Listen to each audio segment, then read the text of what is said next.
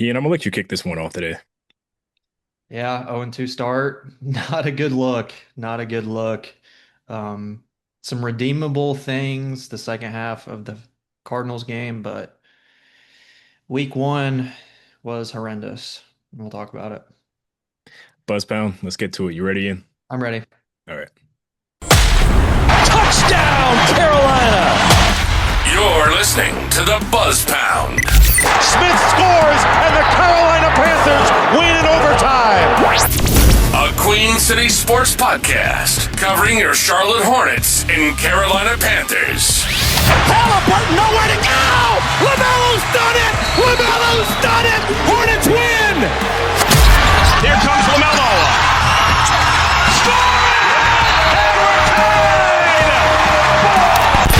Here are your hosts, Ian Blair and Cam Gardner.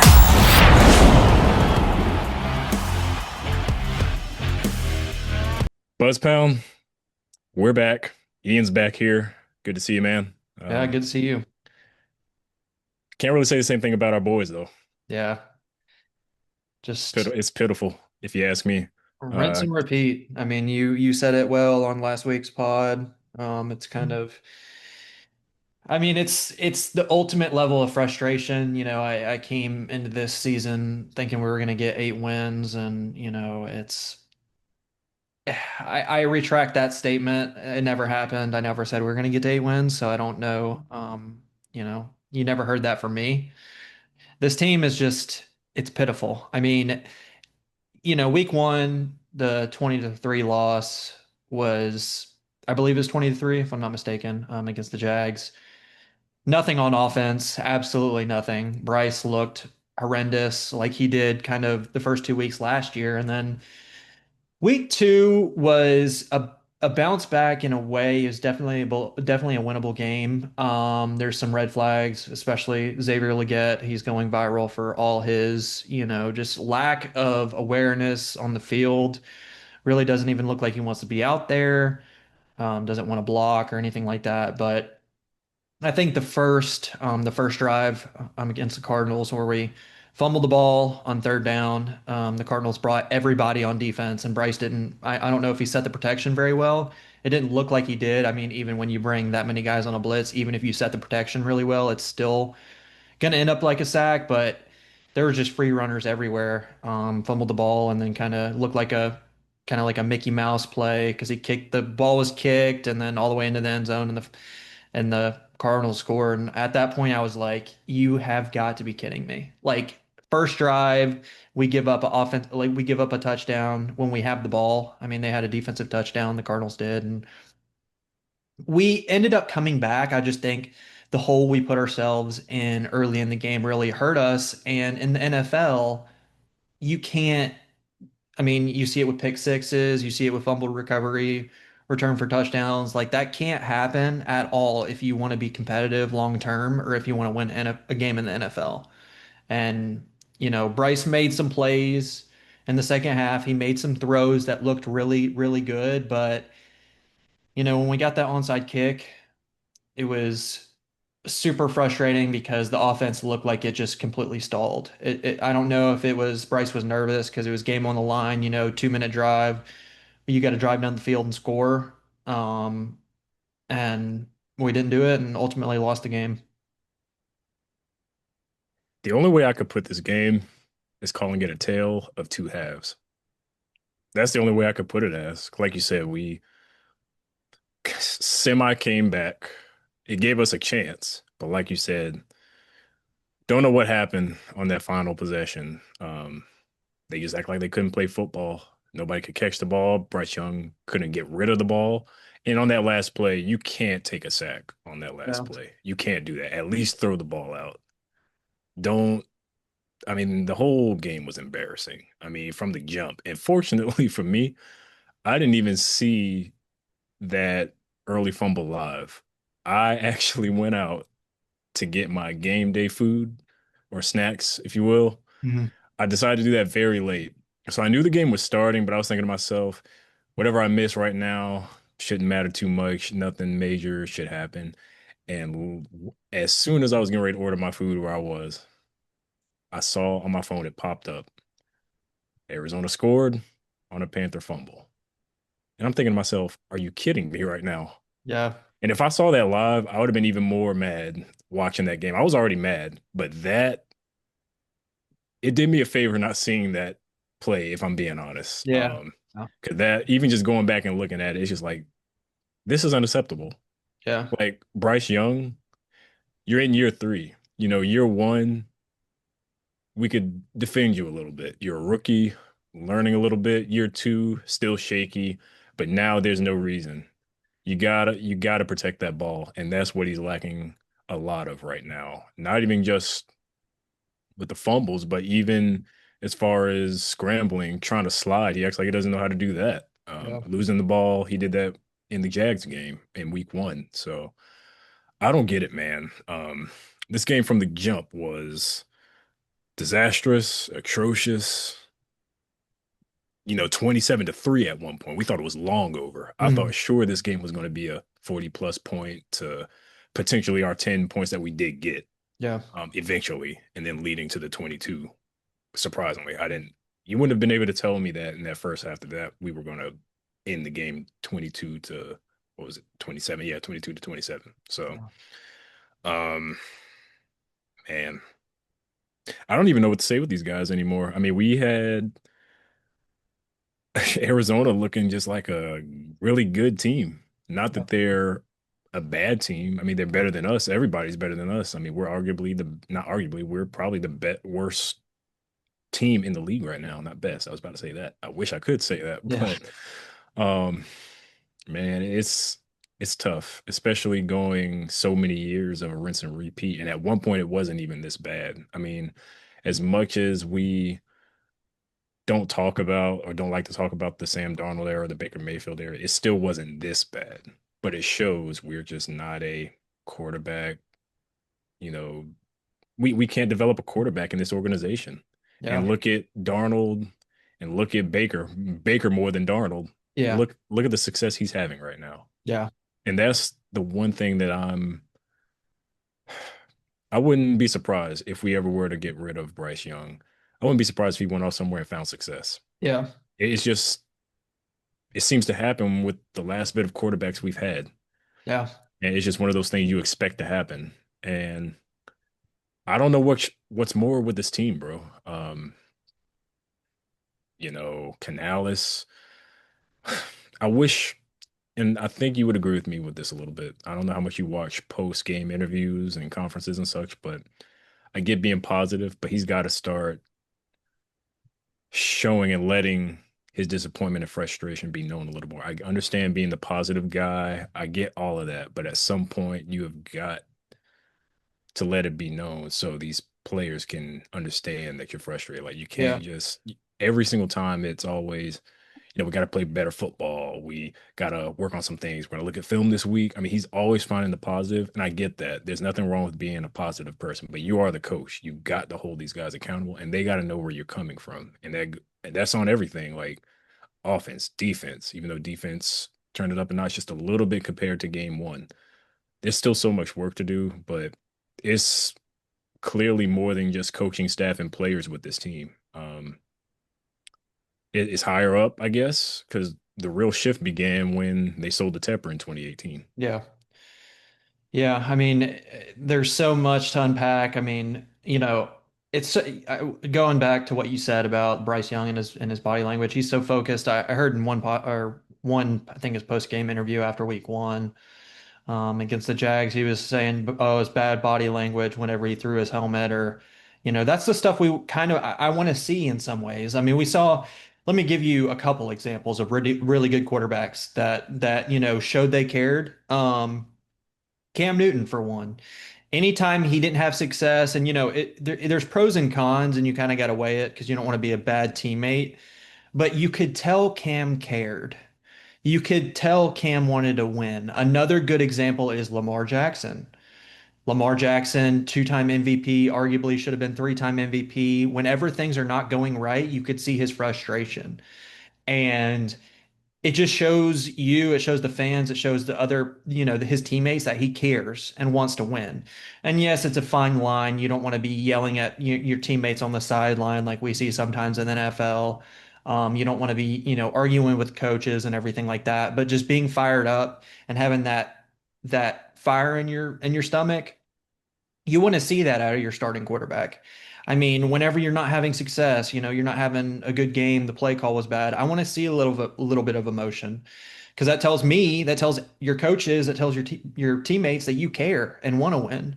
And yes, it shows bad body language and everything like that. And like I said, it's a fine line that you got to tote, but you know, I don't know what the issue is with this team. At this point, I don't, we could rinse and repeat coaches. We can keep firing coaches until David Tepper fully gets himself out of, I don't want to see him and his wife in the draft room. I don't want to see it. Maybe him. I don't want to see him making any decisions. He's a great businessman, whatever you want to say, obviously very successful in his personal life. He, one of the richest owners in the NFL, but that doesn't translate to being a successful NFL, you know, GM or anything like that. And, it's awesome to see the videos of Nicole Tepper, helping out in the draft room. I don't want to see any of that. I want to let the GM, let Dan Morgan, let whoever we have as GM be the GM of the team and let him do his job because ultimately it's not working. Ever since he's bought the team, we haven't had success. I wouldn't even say we've had a little bit of success. And it goes, we've changed coaches, we've changed quarterbacks, we've changed coordinators. The only thing since 2018 that stayed the same is the owner. And we haven't had success at all. So it's pointing to that. And I can't claim to say I know what goes on behind the scenes. I don't work in their front office. I don't know, but it's extremely frustrating.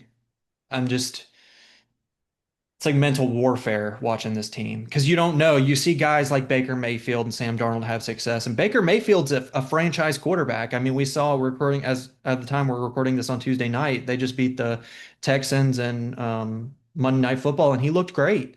I mean, running around that 4th and 10, that scramble on 4th and 10. I mean, what more? He's a franchise quarterback. I mean, the Bucks love him.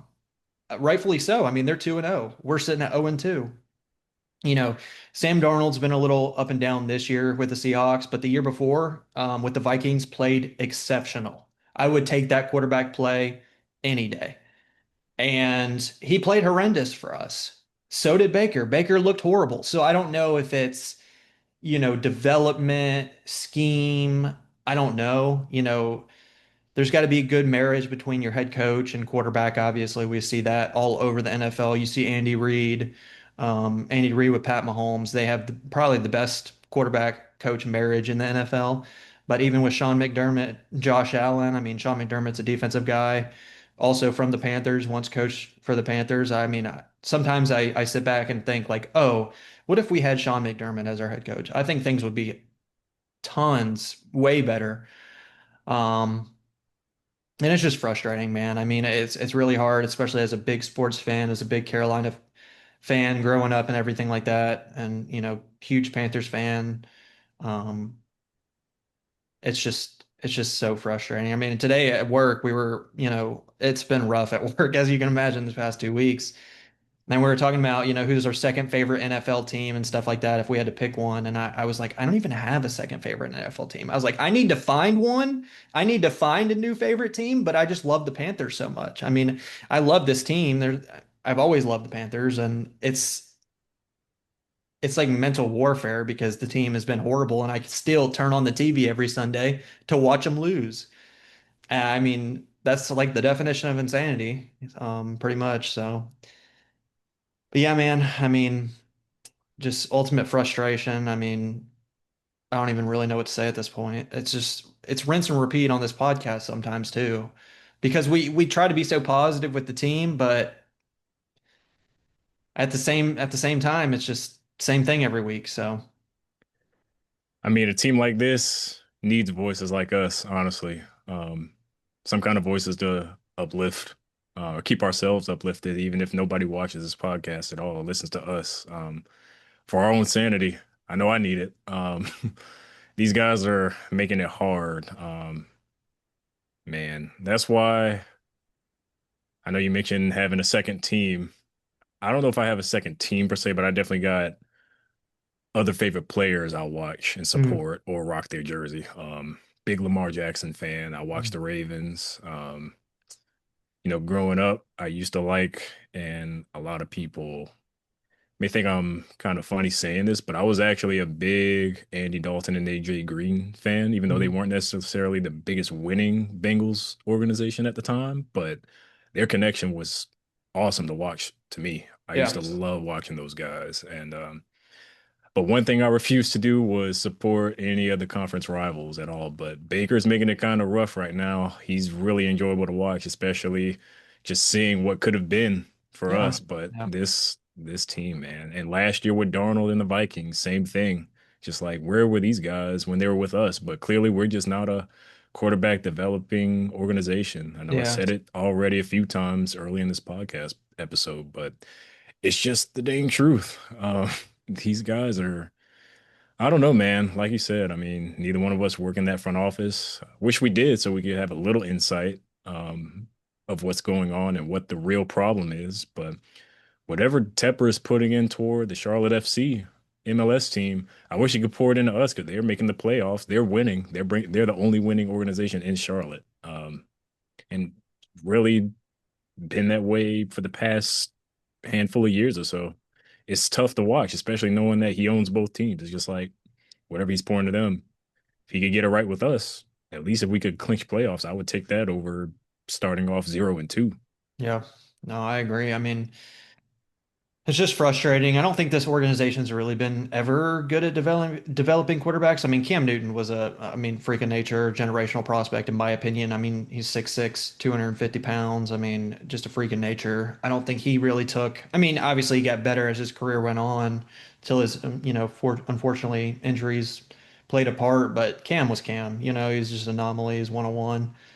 Um, Jake yeah, Delhomme, Jake Delhomme just had the pieces around him to make him successful. He had yeah, Steve Smith and Musa Muhammad. With those two guys in their prime at the time, any quarterback could be successful with that. If you could yeah. at least throw the ball, they could catch anything, especially Smitty. Yeah. No, I agree. I mean, Jake Delhomme did have some good years too. I mean, people forget he was good for quite a long time until, towards the end of his career.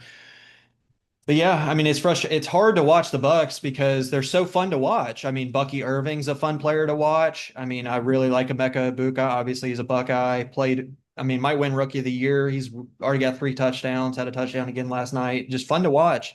I mean, Baker's fun to watch. I hate to say it because he's on a division rival, but he's fun to watch. I mean, he's competitive. He's got fire to him. Obviously a little bit too much at some points, but he wants to win. And you could tell he plays like he wants to win. Um, yeah, man, I just don't know. I mean, going into Falcons here next, this Sunday, I don't even think it's going to be competitive. I mean, it's in Charlotte, first home game of the year. I think the Falcons are, you know, literally last time I was on this podcast with Cam, I think I was talking about how we could maybe be that two behind the Bucks. I mean, the Falcons are showing they're legit. I mean, Michael Penix looks really good. Um, Obviously, still, Bijan Robinson. They just played the Vikings, and the Vikings don't look too good. Um, but they've got a lot of talent, and I just don't have any faith in this team at all. I mean, at this point, it's crazy how things change. I was saying 8 wins. Now I'm like, I don't know if we're gonna win a game. We might win two. I don't know.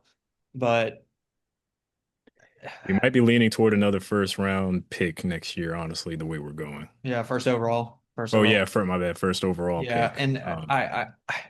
and this is like the worst class in my opinion to have the number one overall pick because I don't really like. I mean, we could, this is not we're not close to offseason, but I don't really like any of the quarterbacks coming out. I mean, I'm not a big Nussmeier fan. I'm not a big Klubnik fan. Klubnik has looked horrible. Obviously, Arch Manning has struggled significantly. I think he's going to take I don't even think he's going to come out this year because his draft stock won't be top 5, top 10. I don't think, in my personal opinion.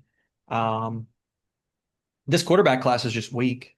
I mean, and it's like the last year you would want to have a number 1 overall pick.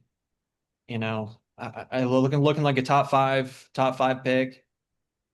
And, maybe we could get like Caleb Downs. I would love Caleb Downs safety, but how much do we even need safety? We need everything. And it starts with the quarterback. And, you know, the only bright spot really this year for me has been Chuba Hubbard. Chuba looks really good when he's able to run the ball. And then Tet McMillan. I mean, Tet McMillan looks as advertised, in my opinion. Looks really good. And then Xavier Legette's been a huge disappointment. I mean, week 1, there was clips going out of him, just dropping the ball, making mistakes, not blocking, which is a full-on just effort and want to thing. Um, and then week 2, just not running in the 2 minute, not giving effort, lack of awareness on the field. He's looking like a bust, and we drafted him with our first round pick, not even just a little bit over a year ago. So I don't know, man. I mean, Tet looks good. I think he's as advertised. Definitely our wide receiver 1 already, which is nice to see. Kind of Bryce's go-to target. But Xavier Legette, I mean, Bryson Tremaine was playing over him at points on Sunday, and Bryson Tremaine was an undrafted rookie free agent. And Jalen Coker played better last year, in my opinion, than Xavier Legette as well. So it's just rough. It's just rough. It's looking like another wasted first round pick where we traded up into the first round to get him in the first place because we didn't have a first round pick because we gave up that year's first round pick to get Bryce Young. So just, I mean, it's kind of just a joke. All you could do really is at this point is just laugh about it. It's hysterical. It's hysterical. I mean, you can't be upset at this point, Panther fans. None of us are genuinely upset, I would say. I mean, watching the game, you can be, but after the fact, it's just like, this is normal. This is Panther football. At least that's how I look at it. It's rough. They're making it so hard right now, but I'm not jumping ship at all. I look like you. I love this team. Yeah. Grew up loving this team. Grew up wearing this team. Like my parents, literally, as a child, I didn't know what the Panthers were. I just remember seeing that black and blue on me all the time, Mm-hmm. and it's hard, man. But I know I'm getting into this a little late. I'm gonna go through a little bit of stats here. Not much to talk about. We've already talked about the players themselves, but Bryce Young, shaky start, but finish 35 completed passes out of 55 attempts. I'm gonna say that again, 55 attempts, ending with 328 yards and 3 touchdowns. Ted McMillan, 6 catches, 100 yards. First time Panthers have had a receiver to reach 100 yards in a game in a long time. Yeah. Not sure if you knew that or not, but it's been a while. And I'm not even sure who was last. I don't even know if Thielen got that in any game with us or not. I don't, yeah, that'd be like a good trivia question is who's the last Panther to have because it's kind of been a revolving door. I'm sure Thielen probably had 100 at one point, maybe. Maybe so. I don't remember it, and it probably wasn't worth remembering, unfortunately. Um, Running game, pitiful, 50 yards only between Hubbard and Sanders both. Wow. I expected a lot more from Hubbard, but the running game was non-existent this game at all. Defense, they obviously woke up in the second half, helping create our comeback attempt. And last but not least, Xavier Leggett. He was going to be the last person I talked about today because, like you said, he's looking like a bust. Last year 1, you could defend him a little bit. Rookie mistakes, all that. He might have went backward this year. No, he 100% has. He looked better last year than he has the first 2 games through this year. And last year, he costed us games a few times. Yep. And this game, 1 catch, -2 yards, 8 attempts. That's supposed to be our wide receiver 1 that we traded up for, like you said, to get in the first round last year. Yeah. Just, I mean, it looks like he's regressed, as you mentioned. I mean, it doesn't look. Believe he had 8 targets, maybe. 8 targets, 1 catch. I think he had like a net of minus -8 yards, I believe. Um, After his rushing attempts, I believe. Might be incorrect on that, but yeah, he just doesn't look good. He's not reading blocks well when he does have the ball. He's not looking good in open field. He's stiff. Um, you know, he's a really good athlete. I don't know why he just can't put it together. And, you would hope for that, that year two jump. Usually players get better year one to year two. They get the first year, your rookie year under your belt, kind of improve. And your second year in the league, really focus on what you got to work on and everything like that. But he looks like he's gotten worse. And it's just frustrating. I mean, we need to put a frustrating, the amount of times I say frustrating in this podcast, we need to have a counter up in the top left corner because it's just, that's all I can say, man. This team, Xavier Legette, looks horrible. He just looks bad. Tevin Millen's about to take his spot as wide receiver one, and he's already coming in as that right now. Yeah, He's leading our receiver room. yeah, Tet's wide receiver one. He's, I mean, he's exceeding all of my expectations. I yeah, mean, me he's going too. out there and trying. I'm loving what I'm seeing. I'm just waiting for that first official touchdown for him. Yeah. Yeah, hopefully we get it week 3 against the Falcons. I mean, I don't have really any expectations for this game besides maybe seeing Tet continue to do well. I think he's played really well early on, made some really, tough catches. I mean, he had one that didn't count that was out of bounds on the sideline. That was a great catch. He had another one that didn't count week 1, where he got interfered with. But I mean, hopefully against the Falcons, we could look somewhat competitive. I don't have my hopes up. I think it's probably going to be a blowout. I think the Falcons are better than us. Pretty much every facet, I think. Um, both of their rookie edge rushers, Jalen Walker and James Pierce, both had a sack on Sunday Night Football against the Vikings. They both look really good. I'm sure they're going to bring a ton of pressure because they saw how much success Arizona had with bringing pressure. And we have some injuries at key positions. Austin Corbett and Robert Hunt both are going to miss some time. And that's just devastating. I mean, already week 2, early in the year last year, it was Derek Brown, Shaq Thompson, I believe. Yeah, Shaq Thompson last year went out really, really early in the season. And it's just rinse and repeat in every facet. I mean, now it's with injuries, and now we're missing two key pieces of our offensive line. So I wouldn't be surprised if the Falcons have, 4 or 5 sacks because I think that's a good game plan for them is to blitz, bring a lot of pressure, confuse Bryce Young, and come after our offensive line that's, got some key injuries. Well, the blitz is what caused that early strip and sack, Yep. and that leading to that touchdown Yep. early. That's what got us. So, while we're on that topic, I do have a question regarding. This is a defensive question. I got a few questions actually, but this is my first one. Did the defense start off slow, or were we put in a terrible position by the offense? I think we were definitely put, anytime you give the defense, give the other team 7 points when you have the ball on offense, that automatically puts your defense in a hole. And then as well as Bryce turning it over, anytime you have, he had that interception. And anytime you put your defense in bad spots or you're not able to move the ball and field position is so important in the NFL. It's important part of football in general. You know, you want to win the field position game. So anytime they have plus field position, their starter possession on the on their own 40, anywhere from their own 35, to their 40-yard line, it's a win for them. And it puts it puts our Carolina's defense in a tough position because they're so close to field goal range already, especially with these kickers now in the NFL. I mean, these kickers are, we saw Cam Little from the in preseason, the Jags kicker kick a 70-yarder. So anytime you put your defense in spots like that, it sets your defense behind. And when you have elite defenses like Like the Eagles, for example, it's a little bit easier and you trust them a little bit more, but it's really hard when we're just trying to scrape by to get wins. You have to have a perfect game essentially.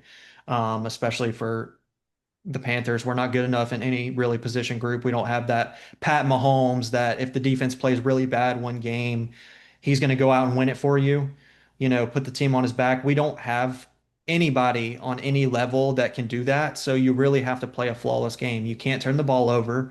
You can't give the team other, points. You have to win the field position battle. Little things, you can't have a lot of penalties. Stuff like that is going to win you a game when you don't have a superstar in the NFL. Lamar Jackson, those guys, Pat Mahomes, Lamar Jackson, Josh Allen. Say you have a bad run game one game, those guys could still win you a game with their arm.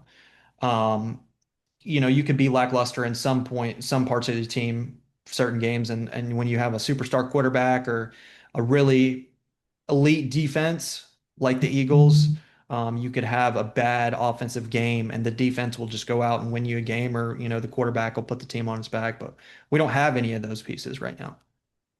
Yeah, you mentioned the Eagles. I was going to throw Jalen Hurts in there too. He's another one that'll put the team on his back. But Eagles just all around have it together. They're another team personally I like to watch a lot. Big fan. But yeah, man, I agree with everything you just said. It's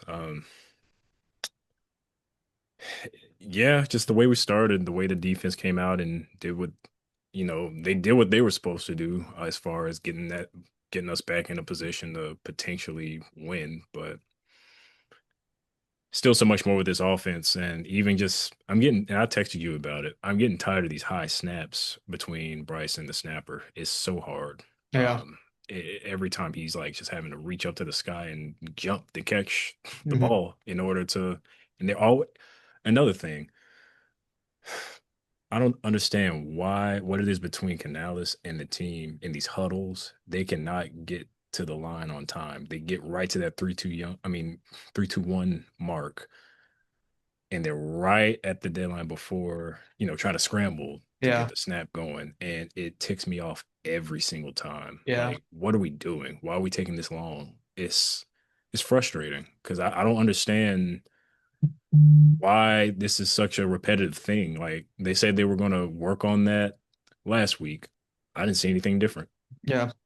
No, I agree. I mean, it's the whole offensive, communication, the whole system is just looking very suspect. I mean, Canales has got so much on his plate. He's calling plays. I'm not sure really what our offensive coordinator, Brad Idzik, or I believe that's his name, does.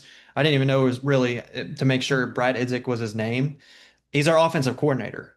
Like he doesn't call plays. He kind of just looks like he's following Dave Canales around on the sideline sometimes, like he's like a lost puppy. I don't, I'm sure he has a role. I'm sure he's a good locker room guy. I've seen some clips of him on the Panthers YouTube, but he doesn't call plays. I don't know how much he has, how much involvement he has in the weekly game plans on offense. But that's our offensive coordinator there for you folks. And Dave Canales is, I don't think he's obviously it's hard to tell if he had a really good quarterback, but his play calling sometimes is not. It's very vanilla. He's really very easy concepts, kind of short passes, and doesn't really, throw the ball down the field. We haven't really thrown the ball down the field a lot at all this year. I mean, it's all dink and dunk, short passes. And maybe that's why in the 2 minute to win the game, we struggled because we haven't maybe, we just haven't done it this year. We haven't thrown the ball down the field. And when we had to, you saw the result. Bryce looked confused, just chucking the ball down the field and getting sacked, taking sacks. And I mean, I think I could have been the offensive coordinator this past week. I mean, the defensive coordinator for the Cardinals because just bring blitz.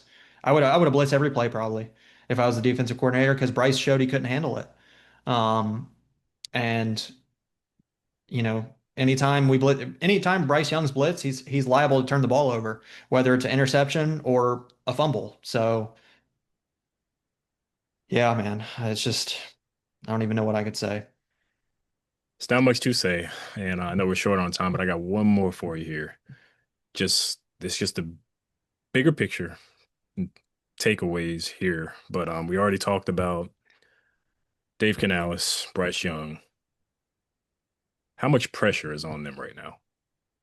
I mean, the seat, it's so hard to tell because I don't know where David Tepper, I don't know where the GM's at. I,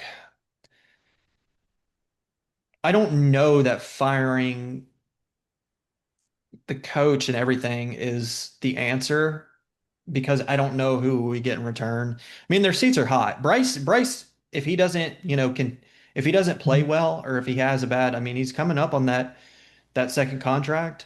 I don't think he gets one. Like if I was to put a predictor on it, I don't think he gets a second contract from the Panthers. So his seat is really hot. If he wants to keep his job and be a quarterback and then a starting quarterback in the NFL, he's got to play better. And that's not to say he continues to struggle and goes to another team like Sean McVay. Matt Stafford's getting old. He might retire within the next couple of years. And, is an MVP candidate because we saw it at Alabama. I mean, he was balling out. And we've seen it in spurts. He'll make a really good throw. He'll look really, really good. But Sean McVay, is one of the best coaches in the NFL, best especially offensive. And I don't know, man. Their seats are hot. Let's just put it that way. 100%. And you talked about Sean McVay. We talked about it before this pod. Baker Mayfield, he went to the Rams right after he left the Panthers, and not even a week. It was less than a week. He didn't even know the playbook. Nope. I've seen it on podcasts. He studied as much like he stayed late at the team hotel. He was the last one to arrive at the stadium. He didn't know any he didn't know any of the playbook or anything like that, and leads the Rams to a victory. I was like, that either it's a fluke or I don't know, but it's not a fluke. I mean, he's continued to play well. He played poorly with the Browns, which are another bad organization. And now the Bucks have their franchise quarterback. And I mean, he's probably going to play into his mid to late 30s.